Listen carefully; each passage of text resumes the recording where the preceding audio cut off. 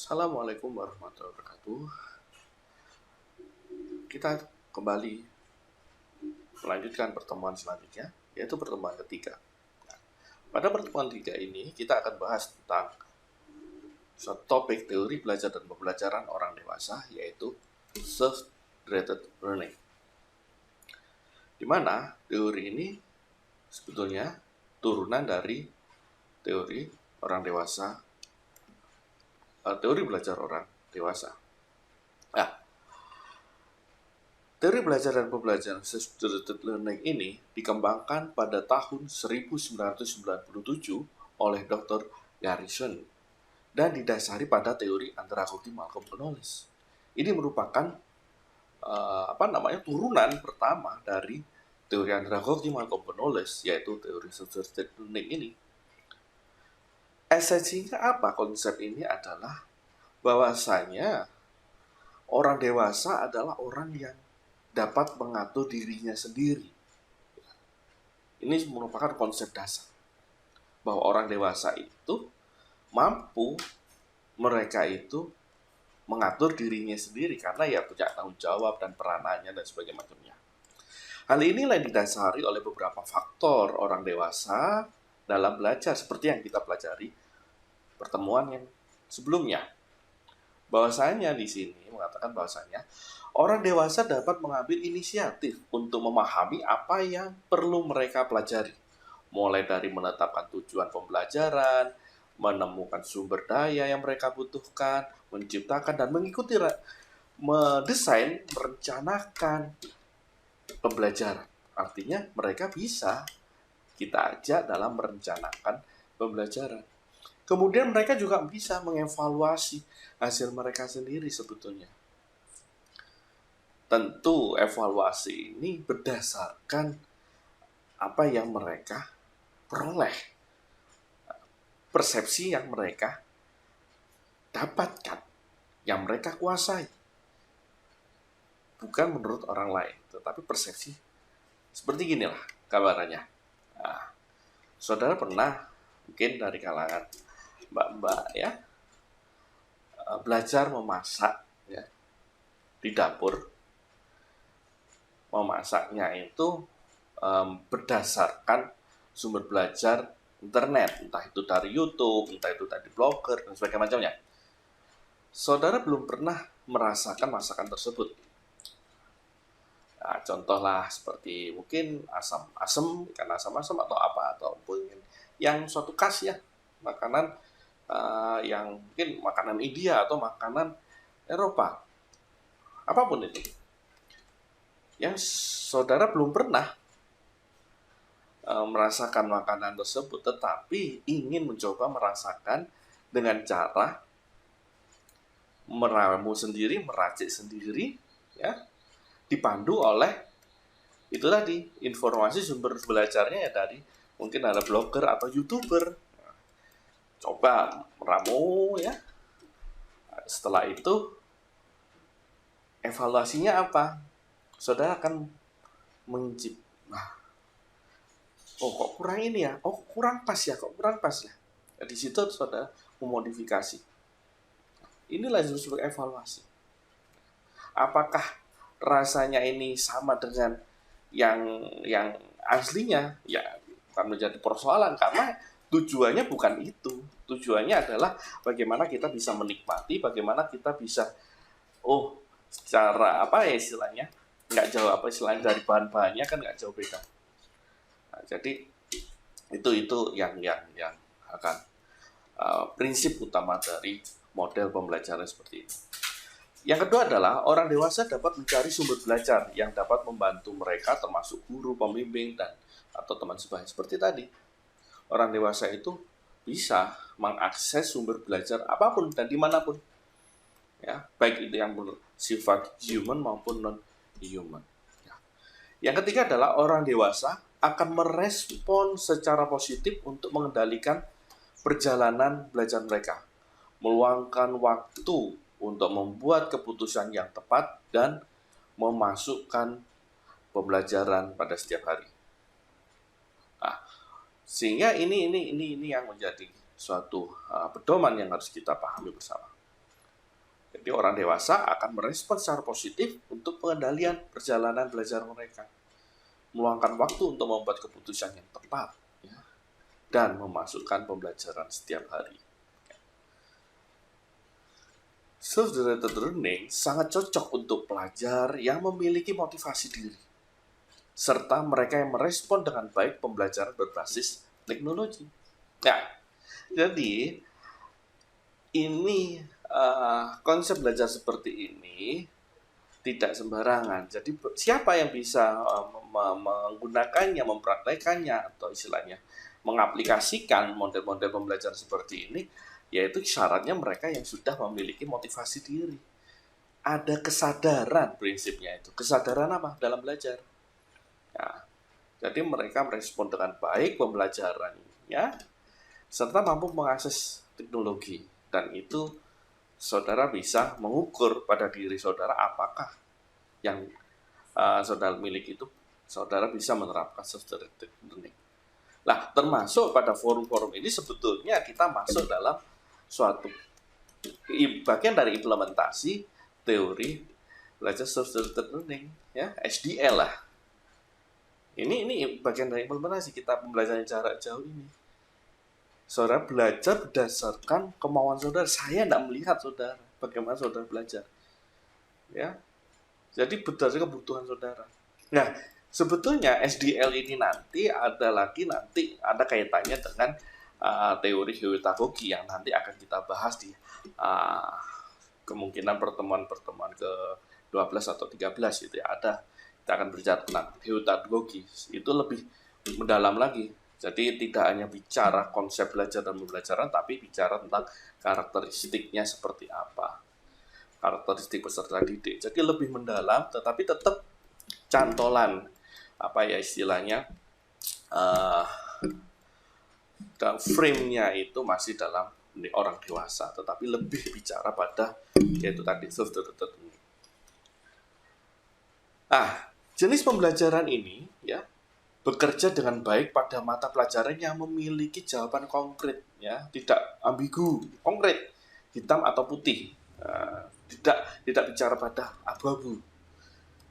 Jadi betul-betul sesuatu yang konkret, enak atau enggak itu aja. Tadi kalau kita belajar memasak, maka evaluasinya, keputusan akhirnya itu adalah enak atau enggak, bisa diterapkan atau enggak, itu jadi atau enggak.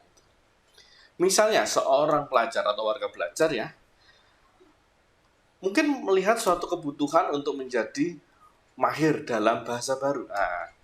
Seperti ada saudara ingin mempelajari suatu bahasa baru, dan saudara otodidak di situ, ya, mandiri. Belajarnya itu secara mandiri. Kalau kita ketahui itu yang lagi tren di Instagram, itu ada Vicky Naki, bagaimana dia belajar bahasa Rusia tapi secara otodidak dan melakukan komunikasi melalui channel Ome TV dan viral, sempat menjadi suatu viral. Itu yang barangkali itu yang bisa suatu contoh, ya, orang yang mau belajar bahasa baru tapi tidak melalui kursus, tidak ada kurikulumnya di sana, tetapi dia karena motivasi itu tadi, belajarnya dari mana? Dari mana-mana, ya, karena dia sering berkomunikasi dengan orang-orang Rusia melalui channel Umi TV, ya, dan dia ada kepentingan konten, sebetulnya ada kepentingan konten di situ, itu termotivasi sendiri. Lah itu self-directed learning, contoh konkretnya seperti itu. Jadi si Vicky Naki contohnya itu dia bisa belajarnya dari mana? Google Translate atau dari model-model komunikasi sekarang mudah mencarinya itu, ya. Bisa menjadi grup kalau kita itu datang ke Kediri, kampung Inggris, maka kita di sana biasanya ada di asrama di situ kita mau nggak mau, suka nggak suka, kita akan terbiasa dengan atmosfer, dengan lingkungan yang sehari-harinya menggunakan bahasa Inggris, ya. Nah, di situ mereka belajar tanpa ada paksaan karena murni motivasi diri. Nah, mereka dapat meninjau kembali kemajuannya itu, ya. Dalam prosesnya itu mereka terus melakukan evaluasi sejauh mana sih, saya tadi salah mengucapkan ini, ternyata yang betul itu dalam bentuk jamak atau apa tunggal dan sebagainya. Tadi keliru, itu harusnya dikatakan untuk keesokan hari ya atau apa. Jadi seperti itu hal-hal yang suatu contoh konkret. Mereka akan mengevaluasi seperti juga tadi kembali kepada contoh yang bikin aki. Dia akan minta orang lain, apakah bahasa saya sudah bagus, minta dievaluasi. Ya. Wah, sudah cukup bagus, lancar. Nah, itu. Berarti oke, tanpa mengikuti proses pendidikan non formal. Sebetulnya ini pendidikan informal, ya, sesuatu yang tidak disengaja. Peserta didik, ya, warga belajar, ya, harus mampu mengevaluasi hasil mereka sendiri. Jadi dalam teori belajar ini dia harus memiliki kemampuan dalam evaluasi. Bahkan dia bisa mengembangkan suatu instrumen evaluasi untuk dirinya sendiri. Sejauh mana kualitas pencapaian suatu kompetensi yang sedang dia rencanakan. Nah, ini menarik ya. Sehingga untuk melihat bagaimana mereka maju dengan pembelajaran yang mereka kelola tersebut, menilai dengan sendiri, bahkan kalau perlu memberikan reward sendiri gitu ya. Meskipun SDL dapat menjadi alat pelatihan yang berguna, SDL menjadi jauh lebih berguna dengan memiliki seorang pelatih untuk memfasilitasi belajar. Meskipun di sini SDL ini bisa kita lakukan sendiri tanpa bantuan orang lain, tetapi menurut Dr. Gibson tadi masih memungkinkan ada seorang fasilitator atau pendamping ya. Orang ini atau fasilitator ini dapat siap membantu kita saat melakukan penilaian diri ya. Jadi karena kesulitan kita mengevaluasi apa benar atau tidaknya, itu kita menggunakan fasilitator atau orang yang memang kompeten di bidangnya. Ya. Nah, nanti bekerja bersama-sama dengan kita atau orang yang sedang melakukan SDL itu untuk mengidentifikasi titik awal yang tepat itu di mana, ya, perjalanannya seperti apa yang harus saya lakukan. Ya, contoh tadi belajar masak itu, terus mendatangkan seorang master chef, ya, master chef, dia akan memberitahu prosesnya sebetulnya runtutannya itu seperti apa. Runtutan yang kemarin itu saya keliru. Ternyata harusnya ini tahapannya ini harus dilalui. Pantesan hasilnya kok seperti ini lah. Tidak masalah. Jadi memandu saudara dalam menentukan titik awal sampai titik akhir dalam suatu proses pencapaian itu tadi. Kompetensi yang ingin saudara kembangkan ya. Serta juga membantu kita ketika kita menerapkan SDL tadi itu, membantu untuk mengakses sumber daya yang itu perlu untuk kita sumber daya yang perlu kita adakan atau sumber daya yang akan paling membantu dalam pekerjaan kita sehari-hari. Satu contoh, ternyata harus punya suatu mesin, harus punya suatu alat yang nanti mempermudah atau menjadikan pekerjaan kita itu lebih baik. Harus ada intervensi suatu mesin. Nah, yang selama-lama ini tidak pernah kita pikirkan di situ. Fasilitator ini bertindak lebih sebagai pemandu dan sumber dorongan daripada seorang guru. Selalu tersedia untuk membantu bila perlu, tetapi memberikan ruang kepada pelajar yang mereka butuhkan untuk mengarahkan pembelajaran mereka sendiri. Apakah model pembelajaran ini memiliki kelemahan-kelemahan? Tentunya ada juga, ya. Jadi kritik terhadap pembelajaran mandiri menunjukkan bahwa pembelajaran mandiri ini SDL dapat menjadi hal yang sulit bagi beberapa masyarakat, seseorang, ya, terutama mereka yang memiliki pendidikan rendah, ya, keterampilan melek huruf yang rendah, atau memiliki kepercayaan diri yang rendah. Itu tidak cocok untuk menerapkan pendidikan SDL ini, ya. Jadi SDL ini bisa diterapkan bagi mereka yang memiliki pendidikan tinggi, kesadaran akan belajar yang tinggi, ya. Yang jelas bebas buta huruf, ya, sudah literasi lah, ya. Orang yang bukan illiterate, tapi orang yang literate, ya. Orang yang melek huruf, dan yang paling utama orang yang memiliki kepercayaan diri, rasa percaya diri, rasa ingin menguasai berbagai macam kompetensi yang mereka inginkan. Hasil SDL mungkin berbeda dari hasil yang direncanakan, bahkan antara satu dengan yang lainnya itu berbeda, tidak masalah, ya. Dan biasanya orang yang sedang merencanakan SDL mungkin membutuhkan lebih banyak waktu untuk sebetulnya terlibat dengan subjek daripada mereka yang memiliki program yang ketat. Jadi lebih banyak waktu. Waktunya bisa dikelola sedemikian rupa. Kalau belajar lewat kursus, katakan seperti itu, ya. Lewat kursus, tadi belajar masak lewat kursus, dia akan dibatasi oleh jam. Wah, udah selesai nih jamnya ini. Batas kontraknya sudah sampai mungkin sehari 4 jam atau 5 jam. Tetapi kalau orang SDL, bebas. Mau sampai tengah malam atau mau ganti hari, tidak masalah. Ya, jadi sangat longgar untuk waktunya. Nah, jenis pembelajaran ini, pembelajaran dengan pendekatan SDL ini dapat menjadi bagian berharga dari program pelatihan campuran, terutama dalam hal peningkatan keterampilan. Ya, jadi saudara jika ingin menguasai suatu kompetensi, kuasai lewat SDL ini, terapkan SDL ini. Ya. Nah,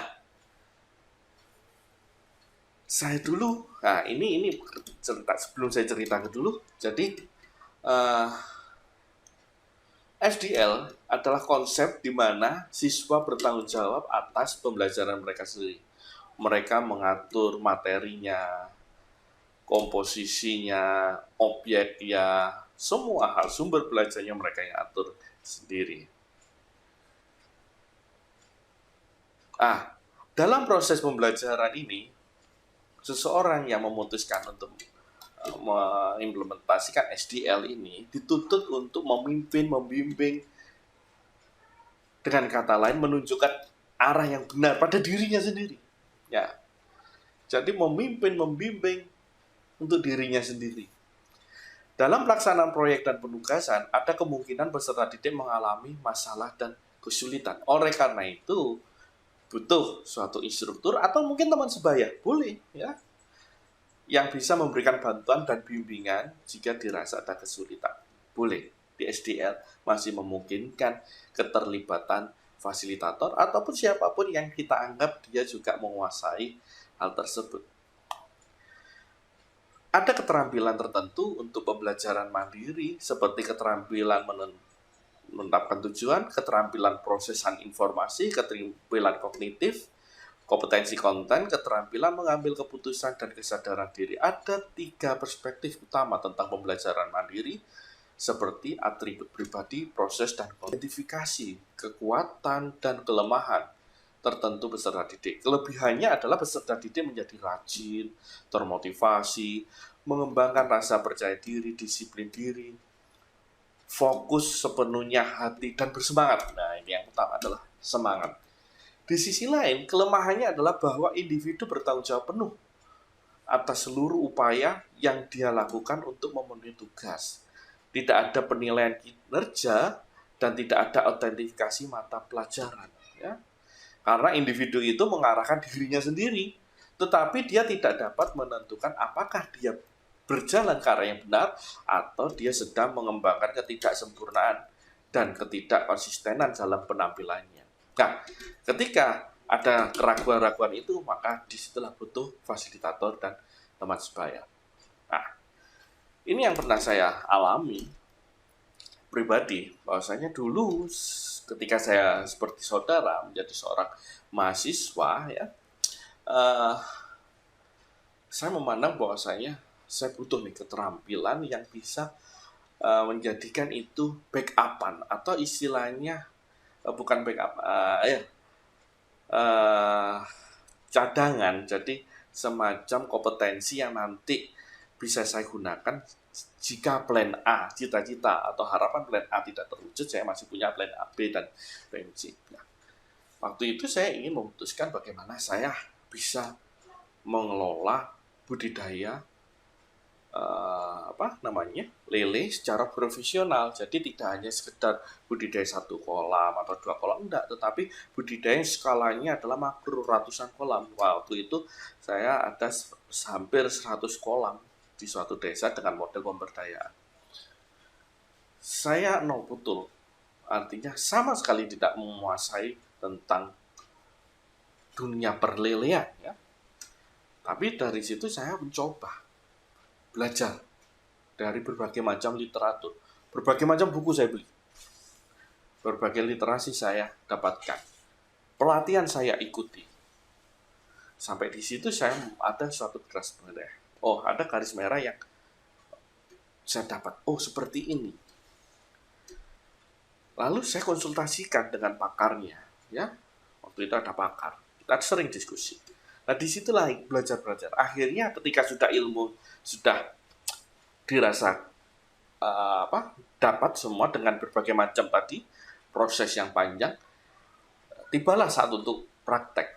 Nah, praktek ini pun saya tetap melibatkan konsultan, fasilitator. Apakah betul bikin kolam dari terpal seperti ini? Oh, kurang kuat kaki-kakinya. Nanti kalau airnya banyak khawatir tumpah. Oke, kita kuatkan. Dari situ ada proses evaluasi. Nah, ini masih dalam kolam, belum ikan. Setelah kolam selesai, apa yang harus saya lakukan? Oh, proses pengisian air. Bagaimana air yang bagus untuk lele usia katakan seukuran katakan 2 cm atau anakan lele. Jadi memang ini industrinya pembesaran. Ternyata pH-nya harus turun. Nah, dari memang informasi memang anakan lele itu sulit untuk dikembangkan karena yaitu tadi harus pH yang disyaratkan itu harus betul-betul yang pH yang mumpuni.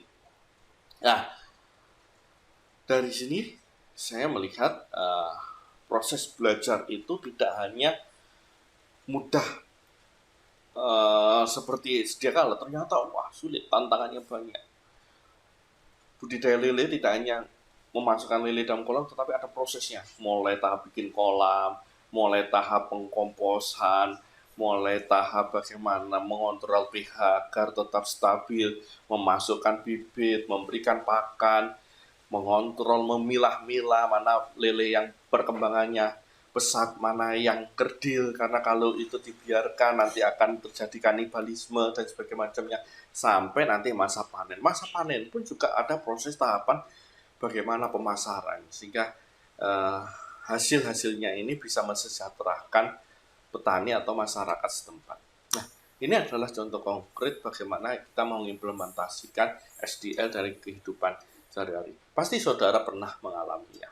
Oleh karena itu, tugas saudara adalah coba ceritakan pengalaman apa yang saudara dapatkan atau yang pernah saudara alami secara nggak sadar, secara nggak sengaja bahwa saudara itu sebetulnya sedang mengimplementasikan self-directed learning.